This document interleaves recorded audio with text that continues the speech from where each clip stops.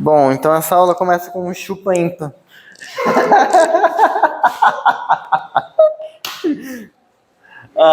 Eu vou ver se... Eu percebi que a última aula ficou meio ruim. Não só por eu estar dando aula, mas porque a luz deu uma atrapalhada.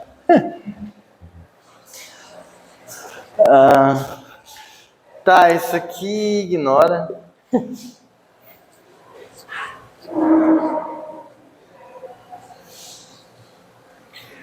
Mas tá, então...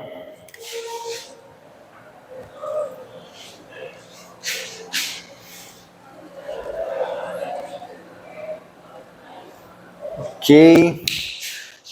Vida nova, assunto novo. Cardinais. No texto, se quiser seguir, é capítulo... Eu estou na Bahia, então eu tenho que falar capítulo E. Não é capítulo E, né? O nome da letra é letra E, ou não? É, né? É. Não, Priscila me ensinou isso há algum tempo. Assim. Tipo, um que eu não aceito é o MMC. MMC. Tipo, tá, mas tudo bem. Então, começar com uma proposição. E aí eu faço a definição de quem vão ser os cardinais. Para todo conjunto X,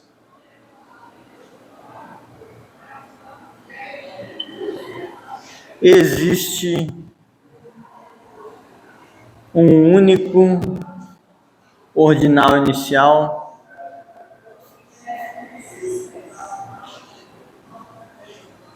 colocar assim, para cada, fica menos... Para cada conjunto X existe um único ordinal inicial alfa em bijeção com X.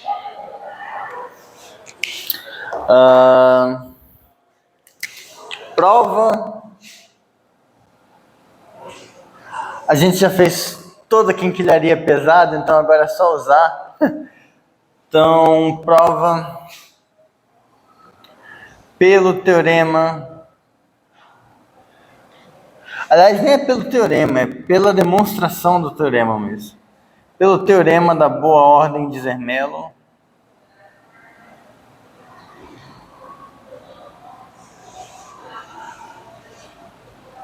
Existe ordinal gama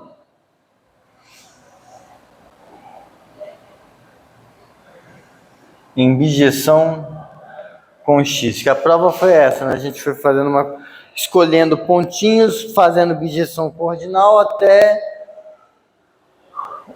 a gente encontrou que tinha um primeiro momento onde não dava mais e viu que era uma bijeção. Essa bijeção a gente usou para montar uma boa ordem, mas em particular tinha uma bijeção.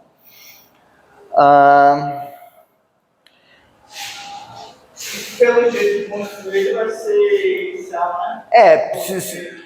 Se você for olhar direitinho a demonstração, justamente pelo modo como foi feito... Não, tô falando merda, poderia não.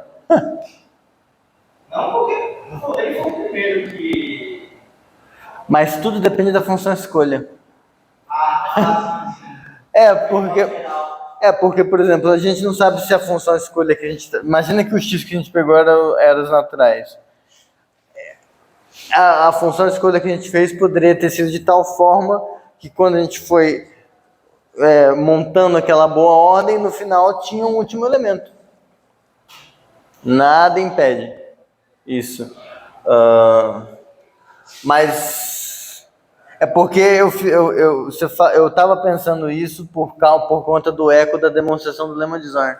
Oi, bom dia. Então, que no lema de Zorn o ordinal é necessariamente sucessor. Mas aqui a gente não tem garantia de que ele é inicial. Só sabe que tem um ordinal. Tudo bem.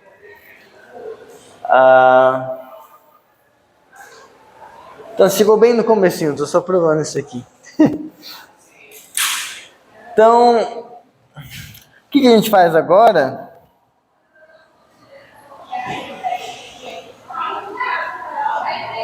Se gama é inicial,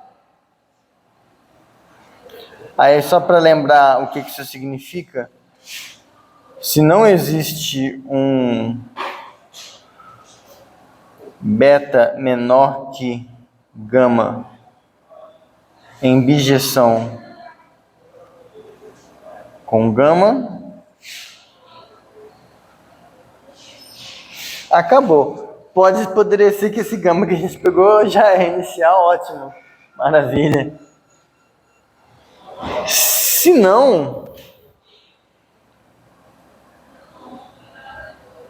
o velho truque da boa ordem, pega o menor. Se não, então esse conjunto aqui, então o conjunto dos betas menores que gama, tal que existe bijeção entre beta e gama, esse conjunto é não vazio. Vou chamar isso aqui de, sei lá, T. Eu sempre chamo esses conjuntos de T. Agora, tome alfa igual ao mínimo de T.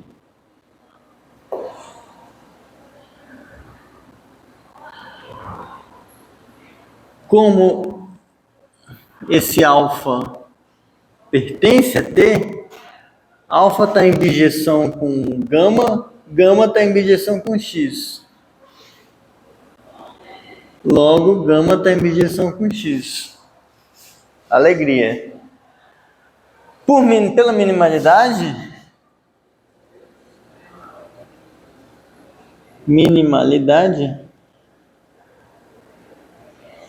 alfa é inicial. Se não fosse, teria alguém menor que ele em bijeção com o gama, mas ele é o menor, etc. Então, todo conjunto, cada conjunto que você pega está em bijeção com um único ordinal inicial. Definição.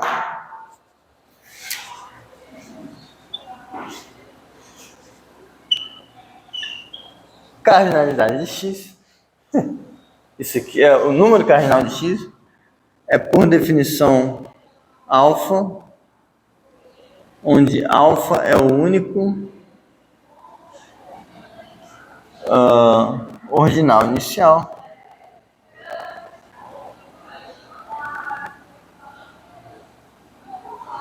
Em bijeção com x.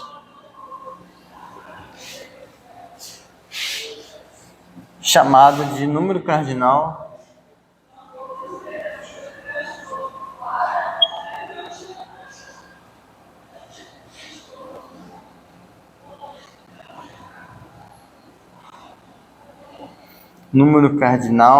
de x. Opa! Então, finalmente a gente sabe o que é um número cardinal de alguma coisa. Esse bagulho. Ei, que legal! Então, exemplos.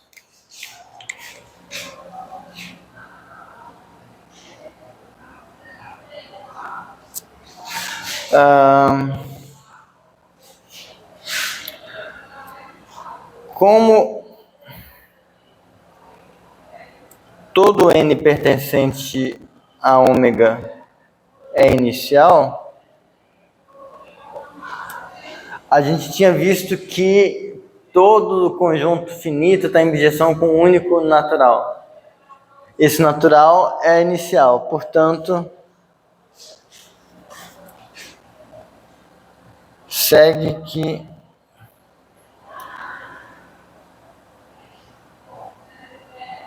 para x finito, o único n pertencente a ômega em bijeção com x Essa é o cardinal. Maravilha. 2. Número cardinal dos naturais. O ômega é um ordinal inicial. É isso aqui. É ele mesmo.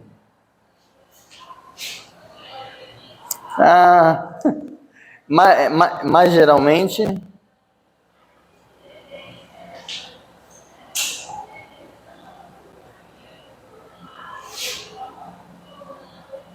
isso aqui acontece para todo capa ordinal inicial.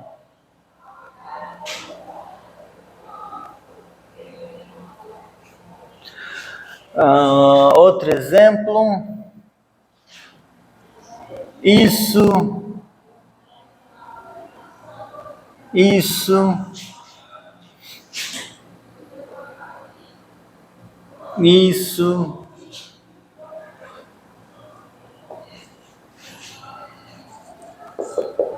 Sei lá.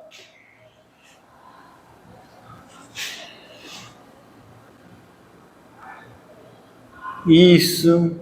Que outra coisa é numerável? Que é engraçado.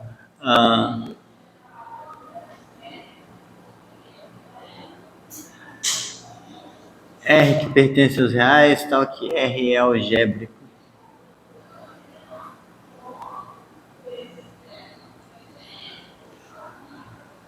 Um monte de coisa que você pega. Esse aí é numerável. Esse aqui?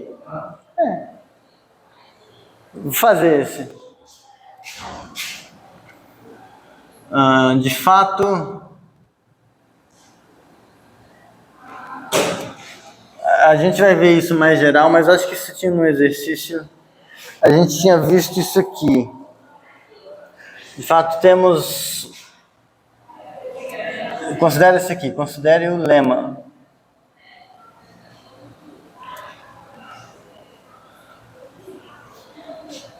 Antes, deixa eu só colocar aqui. Esse lema vai ser exercício, mas.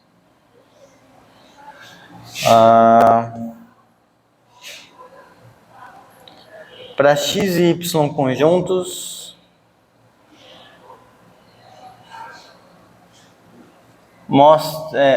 vale o seguinte.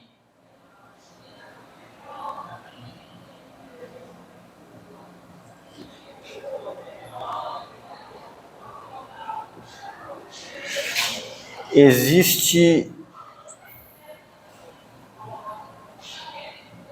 f de x em y injetora, C e somente C. Isso que acontece. Tá, que eu vou colocar aqui de boa, certinho isso aqui. Calma aí. Existe f de x em y injetora, mas não existe sobrejeção.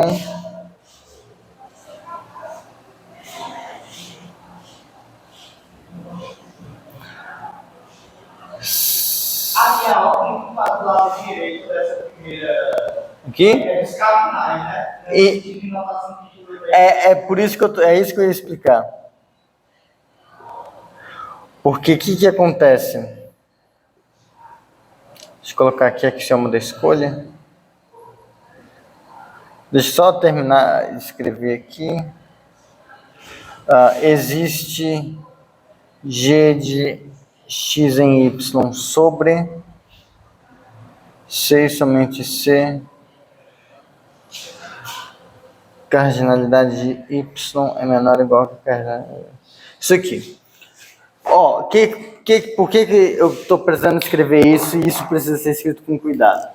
Se vocês seguirem o texto, antes de falar de número cardinal, tem uma parte lá, cardinalidade sem números cardinais, ou cardinalidade como jeito de falar, um negócio assim como façon de parler, eu gastei um francesinho lá.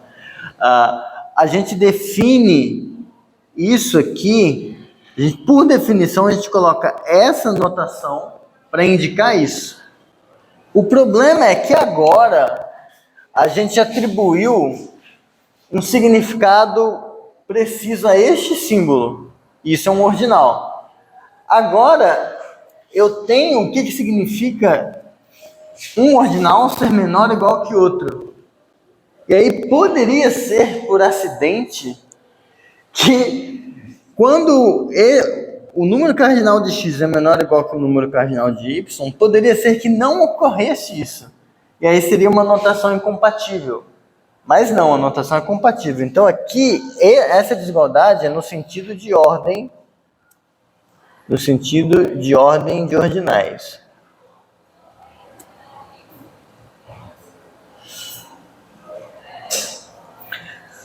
Mesma coisa aqui, mesma coisa aqui.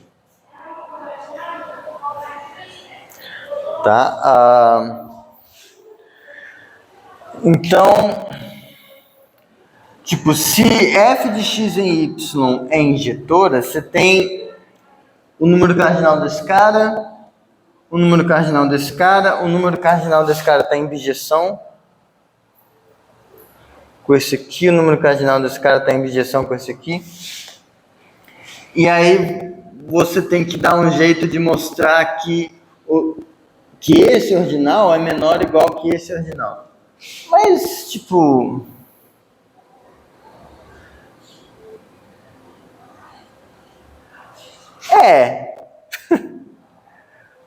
Porque, assim... Vamos lá. Esse ordinal está em bijeção com esse conjunto injeta no y, esse y está em bijeção com essa coisa.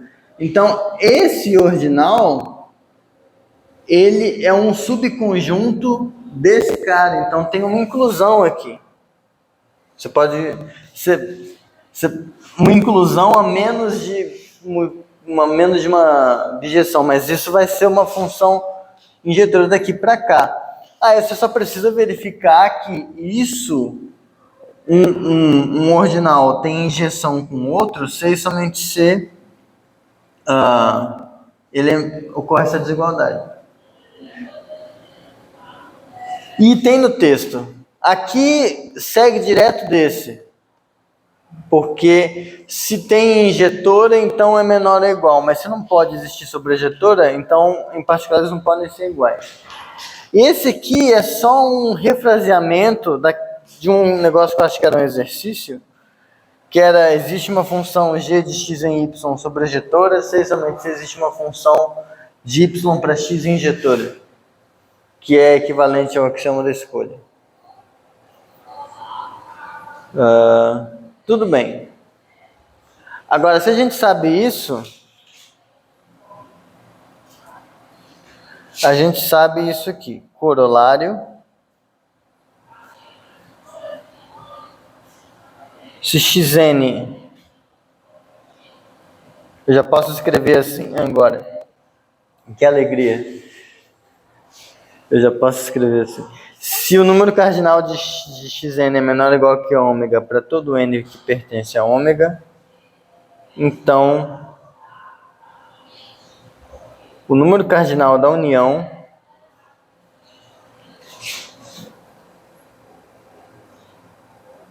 é menor ou igual que ômega. Em outras palavras, união numerável de conjuntos numeráveis é numerável. Isso também era um exercício, mas é importante o suficiente a ponto de ser mencionado.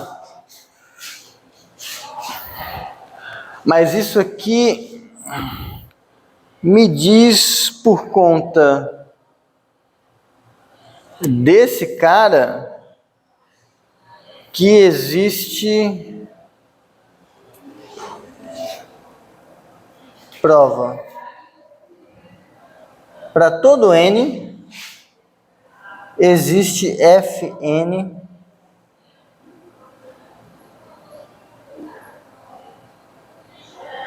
vou colocar assim, sem dar nome aos bois. Existe uma função sobrejetora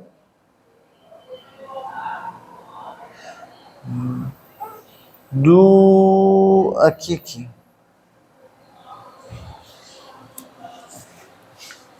Porque xn é numerável, então pensa que eu estou colocando esse xn desse lado, esse ômega desse lado, e aí eu estou usando esse lado da equivalência aqui para dizer que existe essa função sobrejetora. Agora, para cada n existe uma função sobrejetora assim. A gente quer uma função sobrejetora do ômega nesse cara. E aí acabou. Se a gente chamar isso aqui, ó, sobe de ômega xn, eu fazer assim. Que aí eu não preciso nem dizer o que é. É meio claro que são todas as funções de ômega em xn, sobrejetoras. Isso aqui é diferente de vazio. Axioma da escolha. Produto cartesiano é não vazio. Então, existe uma coisa assim.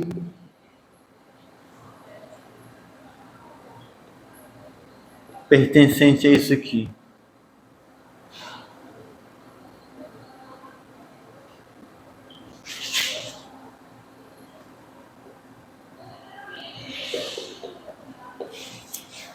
E agora a gente define uma sobrejeção muito roubada. A gente faz isso. Seja ômega, seja essa função aqui,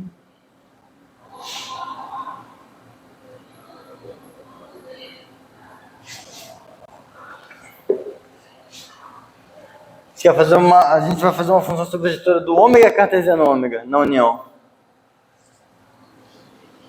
Pego um m e um n. Eu quero mandar isso de modo sobrejetivo no xn. O m pode me dizer, por exemplo, o índice ao qual eu estou pegando a minha função. E o n pode me dizer a imagem daquela função que eu estou pegando. Isso aqui é sobrejetora. Porque se você pega um x que pertence à união dos xn's, então existe um m natural tal que o x pertence ao xm, porque eu estou pegando a união. E agora, como Fm é sobre,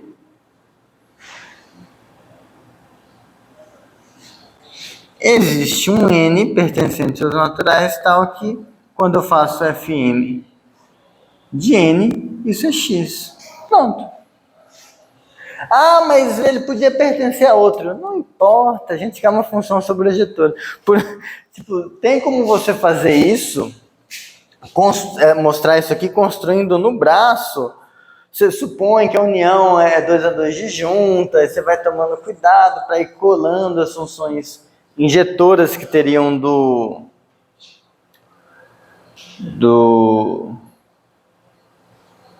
para ir colando as bijeções aqui do xn no cara, mas assim fica muito mais legal. Foi uma aluna, inclusive, que me ensinou essa prova. Eu fazia de um jeito horrível, aí numa prova eu coloquei, ela fez assim, porra!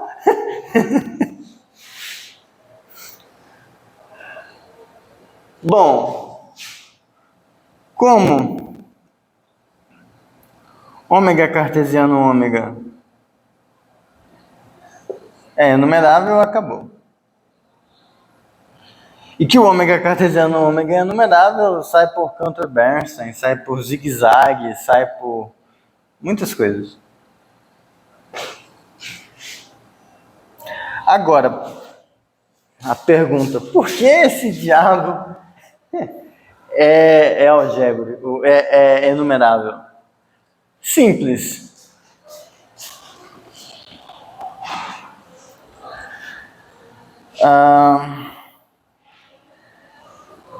R pertencente aos reais é algébrico se existe P pertencente a QX tal que P de R é zero. Tá? Números algébricos são aqueles que são raízes de polinômios com coeficientes racionais. Ah, mas a fração, eu pego o MMC, consigo multiplicar tudo por um fator bem grande e vira coeficiente inteiro. Tudo bem. Se quiser, é isso aqui. Tá certo também. Até fração multiplica. Se zera com a fração e você multiplica por um número bem grande, continua zerando. Então você pode colocar assim, tudo bem. Mas é só porque eu não queria colocar uma outra coisa de igualdade aqui mesmo. Também seria. Bom, quantos P's existem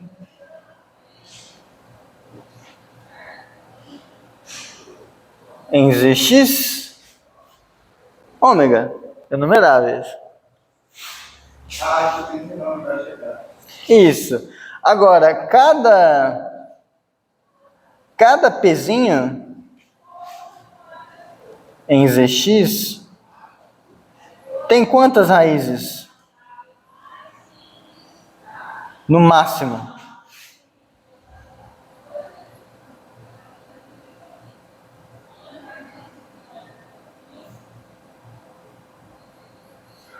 Pzinho diferente de zero. Cada polinômio não nulo tem no máximo infinitas. O seu grau. Tem no máximo o seu grau de raízes. Mas seu grau de raízes é menor que ômega. Menor que ômega. Por definição, um número é algébrico se ele é raiz de algum polinômio. Então, algébricos, vou colocar assim, é igual a união das raízes de P conforme P pertence a ZX. Se você faz agora cardinalidade, o número cardinal disso, cada raiz de P é menor que ômega, o cardinal, mas é menor que ômega é menor ou igual que ômega, então isso aqui é menor ou igual que ômega. Bom, certamente não é estritamente menor, porque tem infinitas. Então é igual. Corolário. Existem números transcendentes. Né? Porque a reta é não enumerável. Então, tem no texto, tá? Que a reta é não enumerável. Não vou fazer aqui, mas... Porque a reta vai estar em bijeção com partes de Q. Partes de Q está em bijeção com partes de ômega, e partes de ômega não dá limite de bijeção com ômega pelo teorema de Cantor. Mas, então, se não tivesse número transcendente, a reta seria enumerável. Fudeu. Tá? Em particular, essa foi a primeira demonstração teológica, assim, do tipo, provamos a existência de uma coisa sem demonstrar essa coisa. Essa eu acho que foi a primeira que começou a fazer o pessoal achar estranho. Aí depois o Hilbert usou esse tipo de argumento para provar o teorema que hoje a gente chama de teorema da base de Hilbert em álgebra comutativa. E aí, só para dar um pouco de contexto do que eu estou falando, em álgebra comutativa tem uma desgraça que chama condição noetheriana. que significa todo ideal é finitamente gerado. Aí tem lá um teorema que fala, se um anel é noetheriano, o anel de polinômios também é. Aí o que o Hilbert fez? Ele pegou um ideal desse anel de polinômios e mostrou que ele é finitamente gerado. Como? Mostrando que existe um gerador finito. Ele disse qual é? Não. Ele mostrou que existe. Não sei o que. Teve um pessoal lá que, acho que um tal de Grubner, alguma coisa assim. Não, porque isso aí é teologia. Não, existe por quê? Cadê? Você está falando que existe, eu tenho que acreditar. E aí, anos depois, eu acho que conseguiram tirar coisas mais palpáveis desse resultado. E aí reza a lenda que ele falou, não, até que essa teologia é útil. Mas enfim. Até aqui tudo bem? Tá aceitável? Estão se sentindo enganados, enganadas? Tá tudo bem? Tá bom. Bom,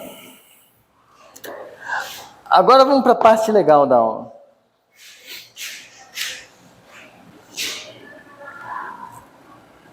Definição. Dizemos que, aliás,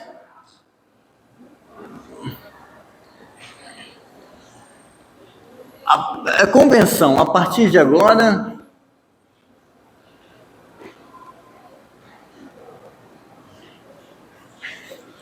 sempre que eu falar a palavra cardinal, a gente pode pensar que é ordinal inicial. Porque todo ordinal inicial é o número cardinal de alguém. E todo número cardinal é, por definição, um ordinal inicial. Então é a mesma coisa. Tá? Então agora, definição, dado um cardinal kappa,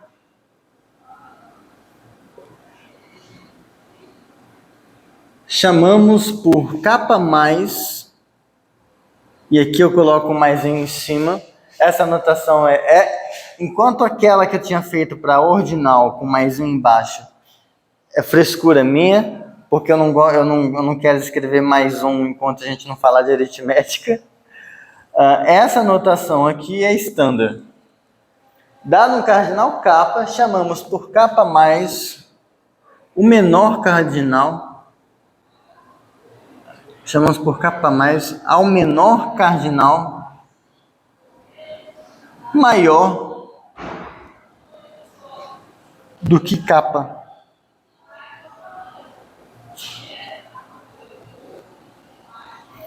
Devia ser denotamos, por isso, o menor chamado sucessor de kappa.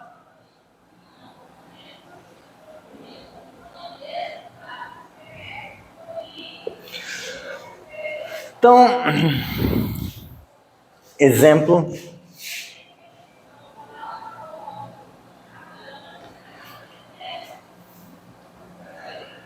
Se kappa pertence a ômega, então se kappa é natural, então kappa mais é igual a kappa mais.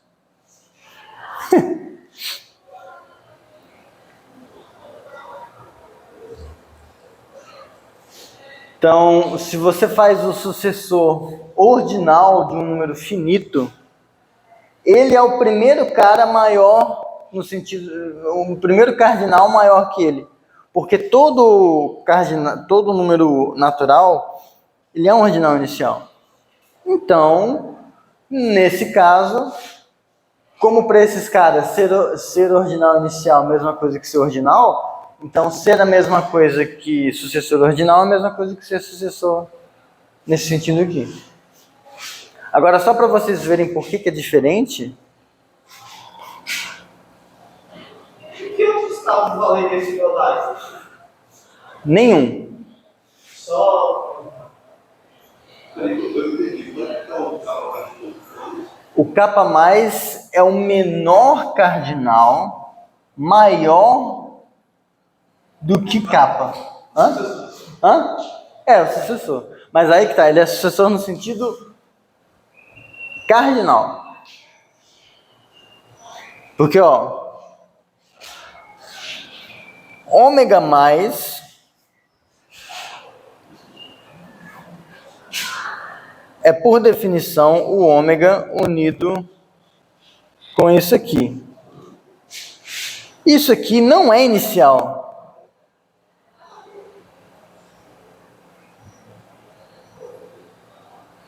Logo,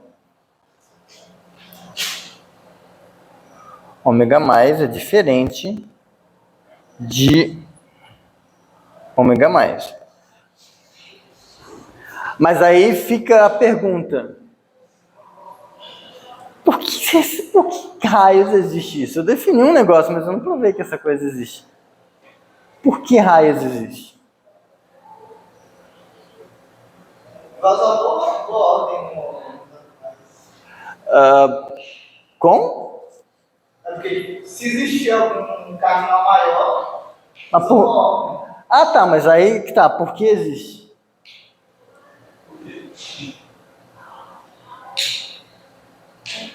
é muito garantia. Não, Hã? a gente está pegando o próximo cardinal inicial.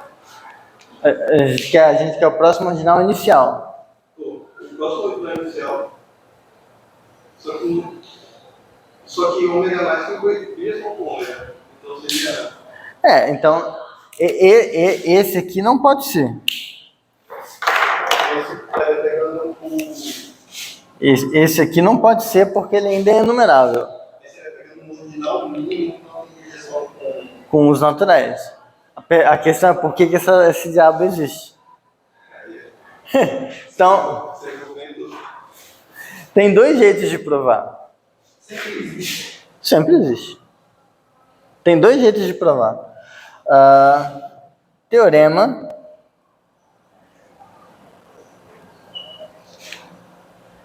Kappa mais sempre existe.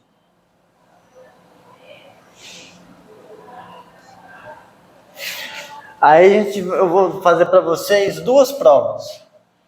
Uma prova é preguiçosa. Ela é aquela prova de quem já morreu por dentro, tipo, não, eu já aceitei isso, essas coisas. Peraí, com licença. Ah, tá, eu só quero provar que isso aqui é verdade, eu não quero entender. Não quero entender essas coisas. Então, prova roubada. Hã? Por quê? Ah, então tudo bem. Não, mas ela é roubada, mas ela não é tão roubada assim. Ela te ajuda a entender um pouco se você aceitar muito o axioma da escolha. A cara dele. Então vamos lá. A gente concorda que todo conjunto tem um cardinal?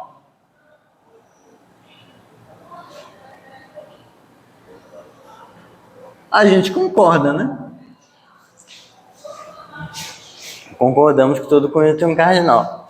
Então, em particular,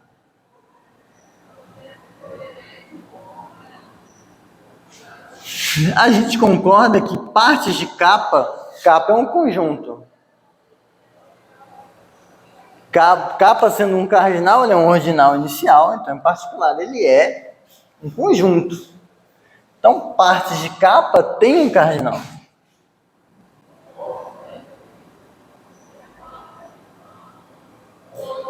Tem um cardinal lambda. Agora, como a gente também acredita que kappa é menor, tipo, a gente acredita nisso aqui, que kappa é menor do que o número cardinal de kappa. Isso aqui é o teorema de Cantor. Não existe função sobrejetora daqui para cá. Como existe injetora, a gente já viu que é a mesma coisa que escrever isso.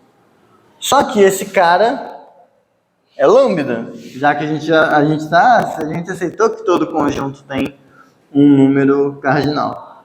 E isso aqui, como é um ordinal inicial, isso aqui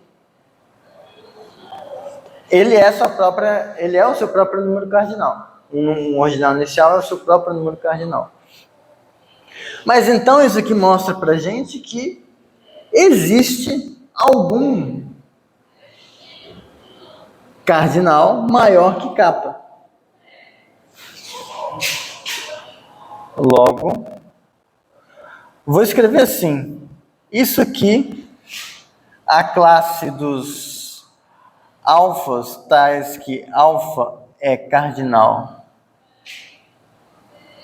e alfa é maior que kappa, isso aqui é diferente de vazio.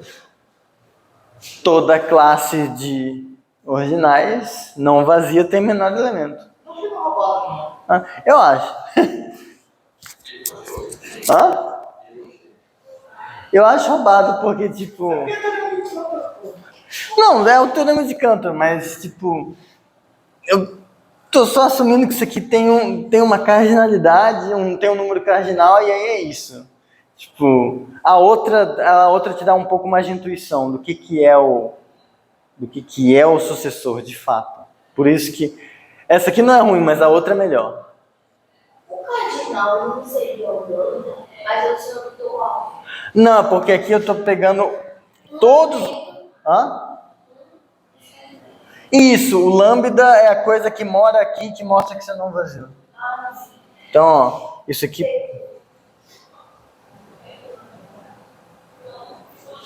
Ele é um desses alfas.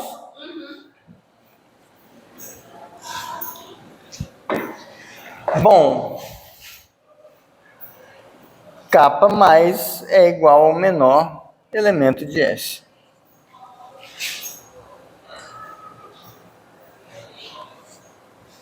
Mãos quase limpas.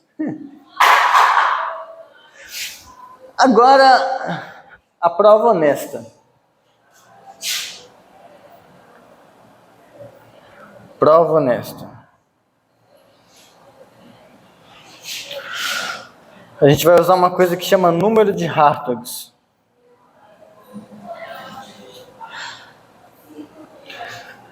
Isso eu vou enunciar assim. Lema. Para todo x,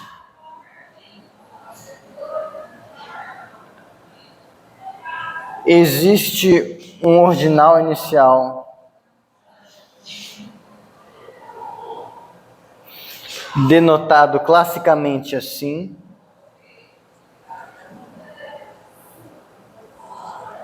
Aleph. Esse aqui é o barra Aleph. Aqui era para ter um outro coisinha assim. É o Aleph, vocês conhecem o Aleph? Hã? Que quadrado? Ah, tá. O Aleph. O Aleph é meio... Mas a gente pode usar outra coisa. Se quiser trocar por H, porque de rato, você também pode. O H é quase um Aleph. Então, existe um ordinal Aleph de x inicial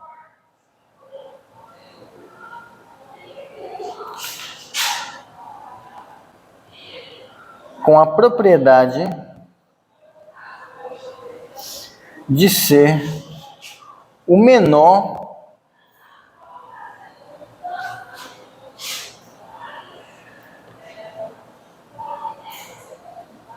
tal que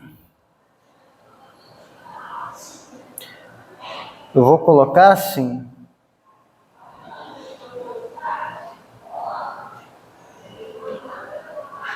Não, vou colocar bonitinho. Tal que não existe função injetora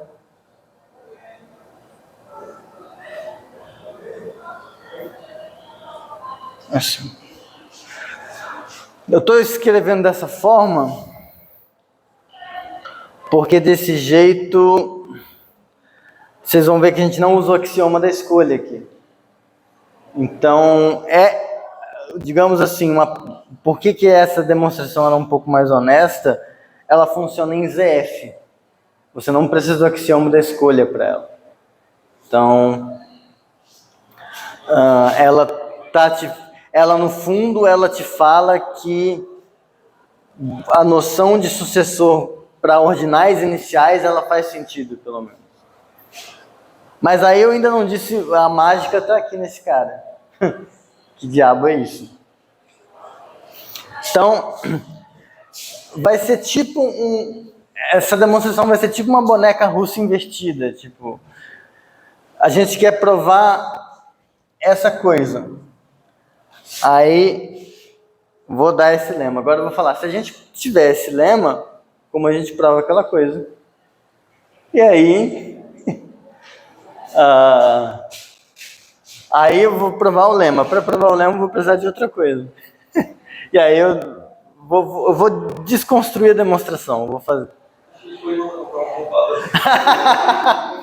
Tudo bem. Que horas são?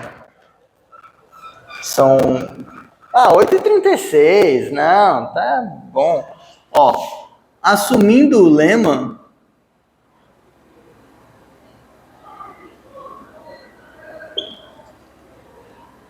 basta fazer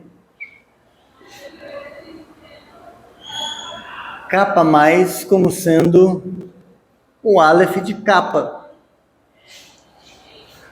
Por quê? Como Aleph de capa, vamos colocar assim, como Aleph de capa é o menor sem injeção da forma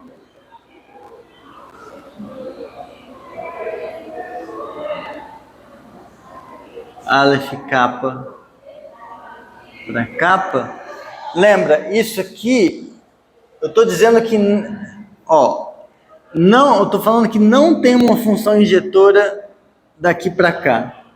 Então, lembra, se você pensar em questão de cardinalidade, se tivesse função injetora,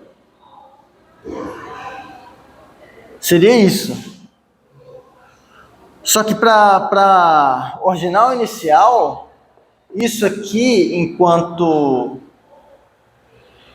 não existe função injetora, então se existisse seria menor ou igual. Não existe, não é menor ou igual. Só que isso aqui, como esse cara é ordinal inicial, isso aqui eu estou dizendo que é isso aqui que acontece.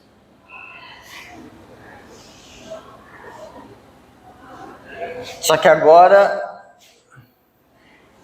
enquanto ordinais. Só que em ordinais vale a tricotomia. Se um bagulho não é menor ou igual que outro, é porque exatamente. Então é porque a gente está com, na verdade, isso.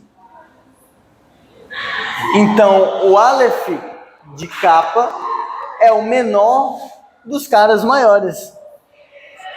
Que é o que a gente queria. Acabou.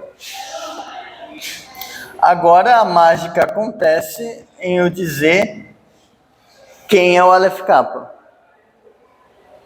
Então, agora a gente vai provar. E aí vai ver por que é legal. Porque em algum sentido ele te diz como que você constrói o sucessor. Por isso que eu acho ela legal. Não é tão horrível. Então, prova do lema.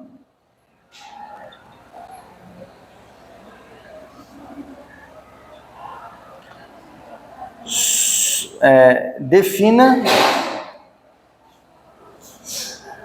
Aleph de capa como sendo o conjunto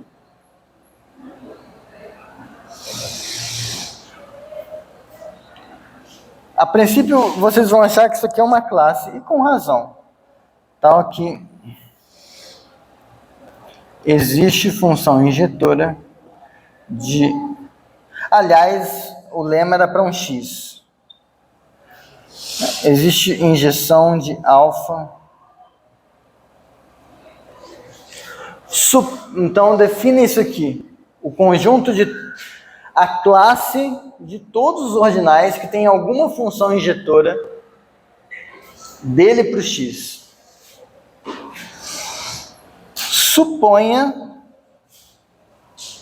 e aqui vai estar, tudo bem, você quer beber uma água, alguma coisa assim? Nossa, verdade. Ele é conectado com os olhos. E com os olhos, se você fechar os olhos, você vai esquecer que mudou o tempo. Tadinha. Quer uma pausa? Não? Então, suponha, e aqui que vai estar o próximo lema, que esse bagulho que eu fiz é um conjunto.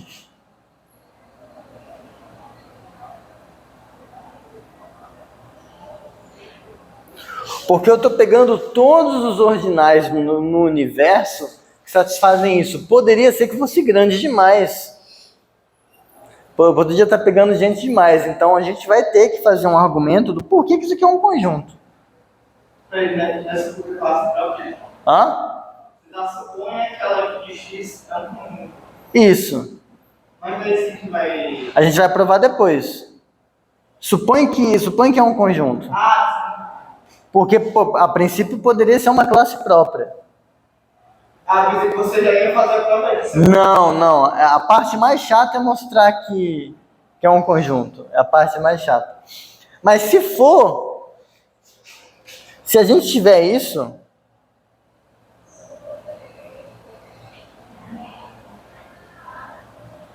acabou. E eu não estou brincando. É realmente assim. Então, por quê? Primeiro, esse Aleph de X é conjunto de ordinais.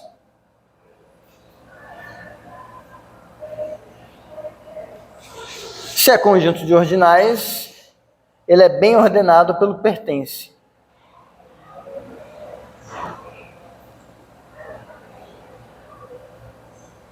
Agora, se você tem alfa pertencente a Aleph de X e beta pertencente a alfa, vocês lembram que quando um ordinal pertence a outro, em particular, ele é um subconjunto. Então,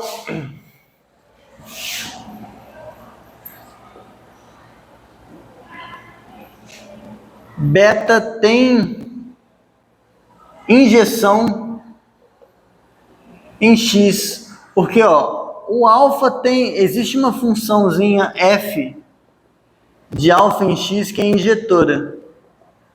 O beta pertence ao alfa, então o beta está contido em alfa. Então, se você pegar f e restringir a beta, isso aqui é injetora. Então, esse conjunto de ordinais, ele é automaticamente um ordinal. Porque ele é transitivo. Se alguém pertence a algum elemento, também pertence a ele.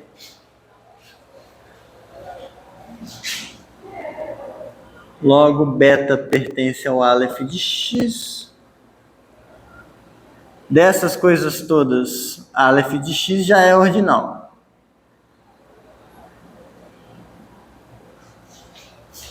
Então, oi? Alguém falou? Você... Mas seria só pegar a intersecção de todos os ordinais, para que interessasse mim,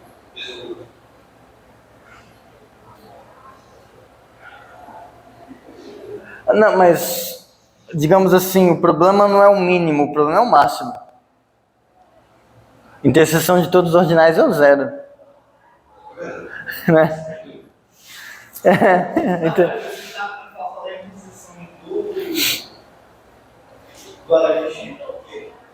estou do lado do X. Mas como que você vai tomar a interseção de um negócio que você não sabe se é conjunto?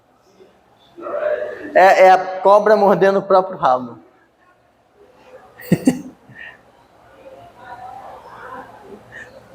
Não é horrível, mas é a pior parte. Vamos só assumir. Por enquanto. Mas concorda que se isso é conjunto, então é ordinal. Beleza.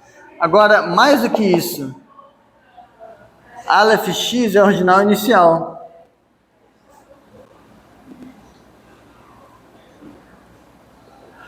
Porque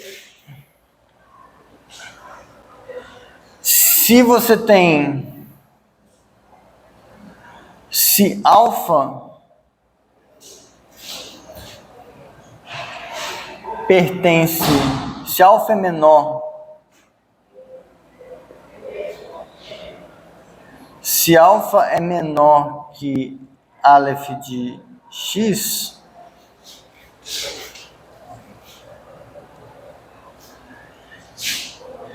então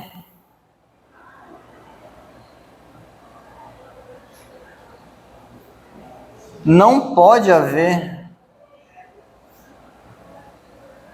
bijeção entre alfa e Aleph X. Porque se tivesse,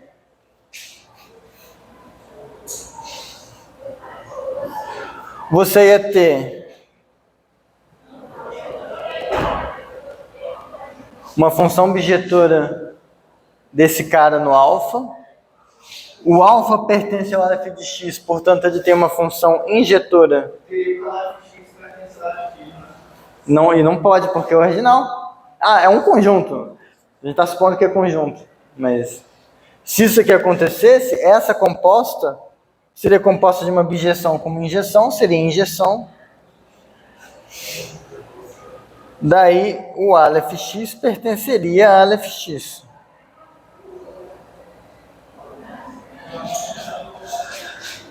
Não pode. Analogamente,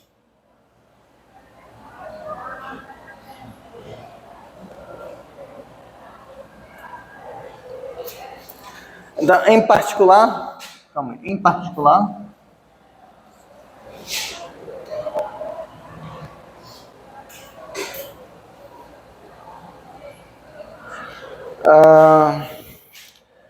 isso mostra que não existe função injetora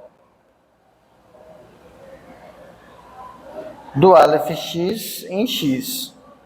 Agora a gente só precisa ver que ele é o menor. Mas, de novo, se agora Aleph X é menor do que beta, ou melhor, se lambda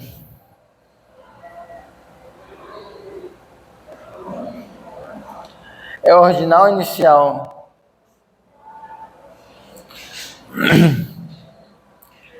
sem bijeção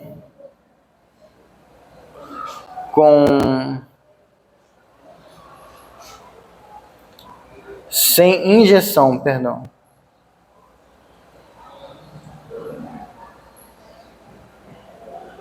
Sem injeção com X, então a gente ganha isso. Então não é verdade que o lambda é menor que o Aleph X, porque se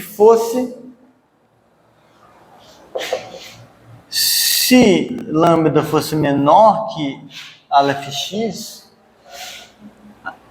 como são ordinais, a gente ia ter lambda pertencente a Aleph X,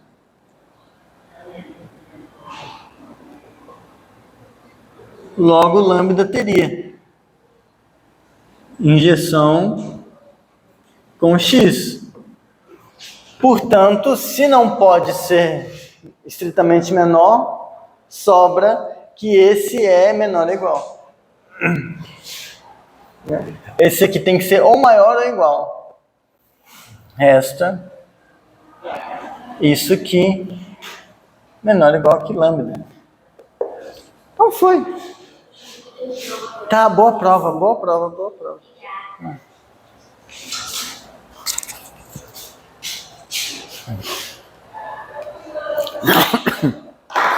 Tudo bem até aqui? É razoável, né? Mas eu ainda tô preferindo a prova. Não, o que eu gosto nesse aqui é porque, às vezes, em alguns momentos de desespero à noite, é aquela coisa, pensamentos intrusivos. Você deixa pensamentos intrusivos entrarem na sua cabeça. Aí você... Tá, mas o que é o Aleph 1? Você não devia pensar isso. Você devia dormir, contar carneirinho, pensar em diagramas comutativos, porque para mim... Aliás, dica para dormir, abram o NLab, né? NLab. É tipo uma Wikipedia só de categorias. Eu pego lá qualquer assunto trivial, tipo, função contínua, função diferenciável. Você abre lá, ele vai explicar isso com um rigor de categorias terrível. Você vai tentando entender, morre. Isso, exatamente. Mas aí você deixou esse pensamento intrusivo entrar. Porra, o que é o Aleph 1? Não, eu sei que o Aleph 1 é o primeiro ordinal inicial maior que o Aleph 0. Tá, mas isso não está me dizendo muita coisa. Eu queria ter a ilusão de que eu consigo construí-lo de alguma forma um pouco mais palpável. Beleza. É o conjunto de todos os ordinais enumeráveis. E o Aleph 2? É o conjunto de todos os ordinais de tamanho, no máximo, Aleph 1. É o Aleph 3. Fica um pouco mais... uma cara um pouco mais concreta. No fundo, não é. A gente vai discutir um pouquinho de coisa de forcing, a gente vai conseguir. Vocês vão ver que, no fundo, isso não é tão concreto quanto a gente gostaria, mas é o máximo que a gente consegue em ZFC. Então... é nesse sentido que eu acho que ela é mais honesta, porque ela te dá uma cara para o negócio. Ela não... não é só esse bagulho... a menor coisa que satisfaz isso existe porque tinha que existir. Não, eu construí um conjuntinho bonitinho que é. Mas assim, é mais a título de... beleza, consegui dar uma cara para o conjunto. Agora, em algum momento chega a usar isso, a pergunta é desse jeito, que eu vou usar isso. Às vezes... por exemplo, vai ter um exercício na lista que é para mostrar que o axioma da escolha é equivalente à seguinte asserção. Existe dados quaisquer dois conjuntos, A e B, ou existe uma injeção de A para B, ou existe uma injeção de B para A. Se você conhece esse Aleph, a demonstração fica muito mais simples. Porque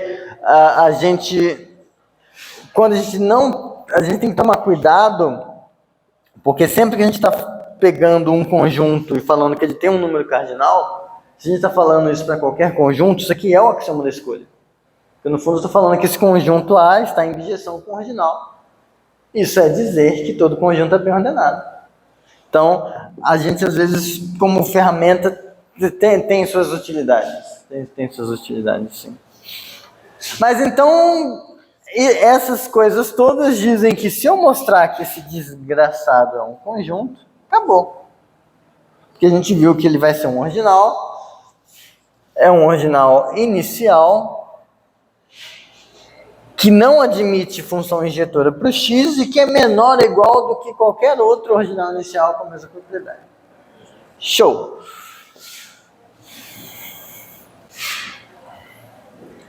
Agora...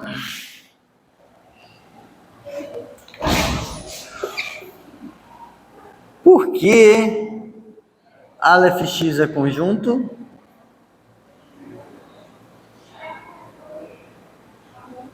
Bom, suponha... vai ser a última suposição, prometo. Talvez. Suponha que saibamos do seguinte. É que no fundo já tinha que ter provado isso para vocês. Teorema.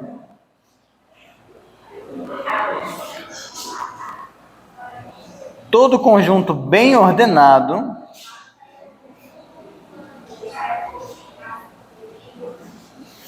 é isomorfo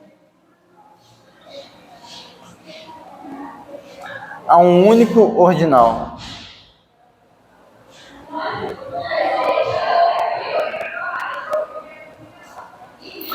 Isomorfo é uma função bijetora. É assim, né?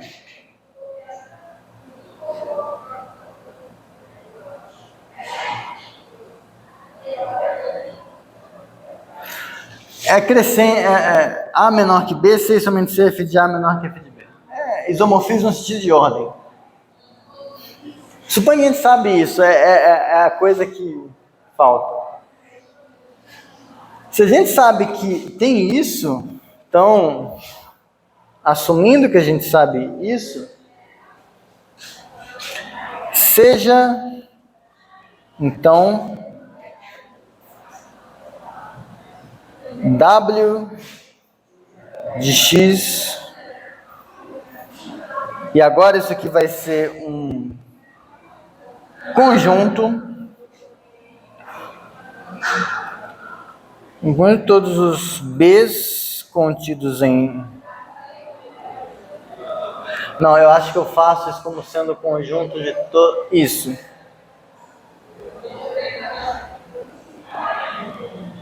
Eu vou ser bem pedante aqui para convencer vocês de que isso existe. BR pertencente às partes de X, cartesiano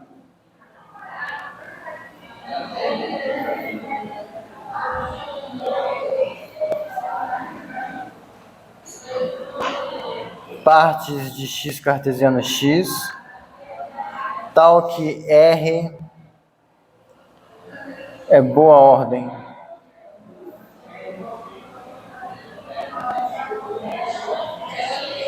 Extremamente pedante. Eu acho que eu nunca fui tão pedante nesse curso quanto nesta escrita. Talvez eu tenha sido, mas... X existe. A gente está supondo que o conjunto X existe. X é um conjunto. Partes de X existe. X cartesiano X existe. Partes de X cartesiano X existe. Então eu posso pegar os caras que são da forma um subconjunto de X e um subconjunto de X cartesiano X. Também conhecido como relação binária, né? E aí eu estou pedindo quem vão ser os pares que eu vou pegar daqui. Vão ser os pares tais que esse R é uma boa ordem em B. Então isso aqui tudo você consegue definir. Você consegue pegar o conjunto de todos os pares dessa forma e aí você separa dele todos os pares onde esse R satisfaz as condições para ser uma boa ordem nesse B. É honesto. Tudo bem? Agora,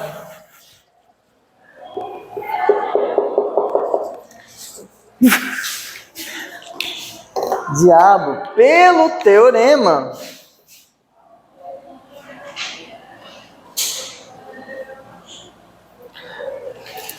para cada coisa aqui, eu consigo associar um único ordinal. Se eu fizer essa coisa aqui, ó,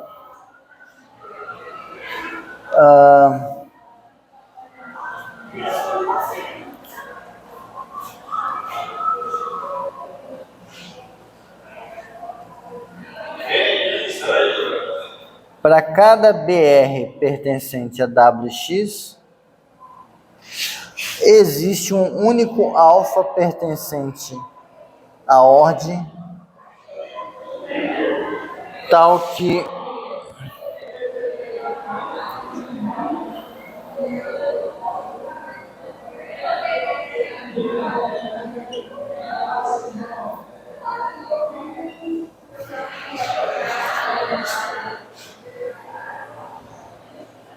Isso aqui é um conjunto bem ordenado. Está associado a ele um único ordinal.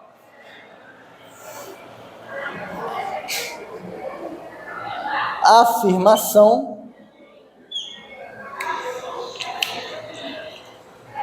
aliás, logo existe uma função g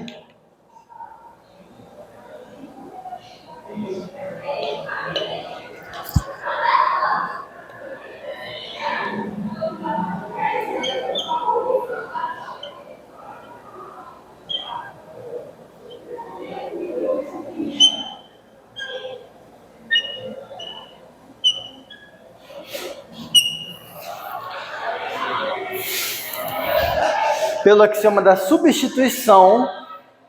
Como eu estou com uma propriedade que para cada conjunto existe um único outro conjunto que satisfaz ela, eu posso fazer uma função que sai desse conjunto e associa essas coisas.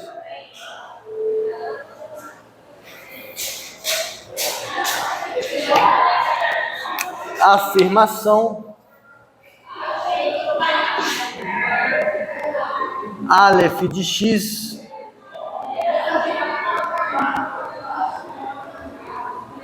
é a imagem dessa função g.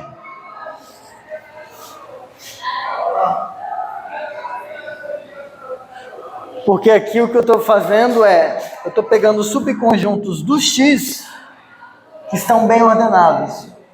O que essa coisa aqui está fazendo é aquele negócio de, é uma boa ordem. Eu não sei se vocês lembram que eu falava que era o conjunto, o Aleph 1, por exemplo, era a coleção de todas as formas de você fazer uma boa ordenação dos naturais, a menos de isomorfismo. Que aí, porque se eu não faço esse a menos de isomorfismo, eu poderia ter muita coisa louca. Várias cópias iguais da mesma boa ordem. Quando eu colapso todas, eu ganho o ordinal. Eu ganho aquela torrezinha que a gente consegue amassar, assim, tipo o copo de café. Então, aqui eu estou pegando todos os subconjuntos de x que são bem ordenados. Então, já deu 9,50, né? Que horas são? 9,2. Então, se alfa pertence a esse aqui, então existe f de alfa em x injetora, mas se existe uma função assim,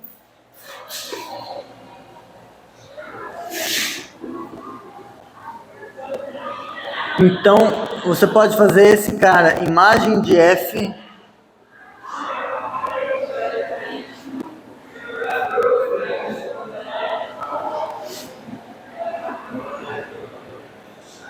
existe RF, boa ordem na imagem de F, tal que imagem de F, RF, está em bijeção com alfa. Tipo, se você tem um ordinal que tem uma função injetora com x, pega a imagem dessa função injetora. Usa a função injetora para fazer uma boa ordem nesse conjunto, nesse subconjunto. Por definição, essa boa ordem, ela é isomorfa ao alfa. A F se torna o isomorfismo que faz isso. Portanto, G dessa coisa é igual a alfa. Ou seja, alfa pertence à imagem de G. Bom, você nem precisaria da recíproca, porque agora você já mostrou que o Aleph x é um conjunto, porque ele está contido em algum conjunto. Mas vai valer a recíproca se alfa pertence à imagem de G, então existe B contido em X e R boa ordem.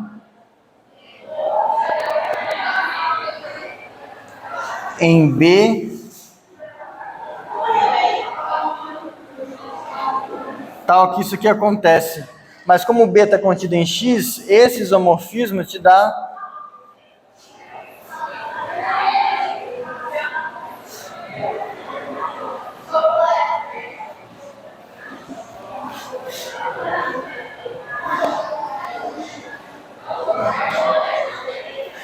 isso. Então agora tudo que a gente precisa é provar esse teorema, que vai estar na lista de exercícios.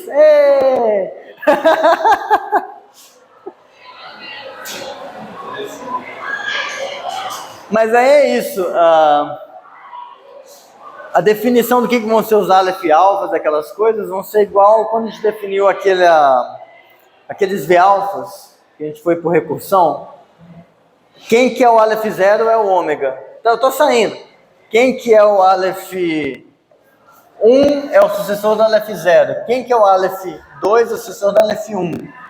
Pipipopopó.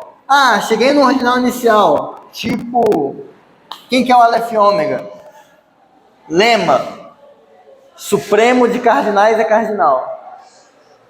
Quem que é o aleph ômega? É o supremo dos aleph n's. Quem que é o aleph ômega mais 1? É o sucessor do aleph ômega. Quem que... Pronto. Então, na próxima aula eu vou fazer isso só com um pouquinho mais de cuidado. E aí a gente já começa a fazer aritmética. Que é muito fácil. Porque...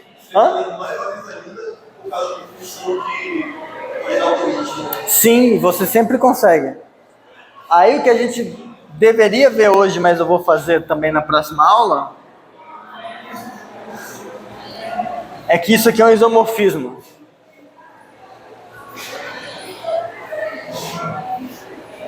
É um isomorfismo de ordens. Alfa é menor do que beta, se somente C, aleph alfa é menor que aleph beta. E mais do que isso, que para mim é a coisa mais impressionante, isso de fato é um isomorfismo daqui para cá. Os cardinais infinitos. Então todo cardinal infinito é um aleph alfa. Isso não tinha por que ser, mas é. Mas a gente vai ver isso na próxima aula. Que é na segunda-feira, porque quarta-feira é feriado. Que bom. Hoje foi punk.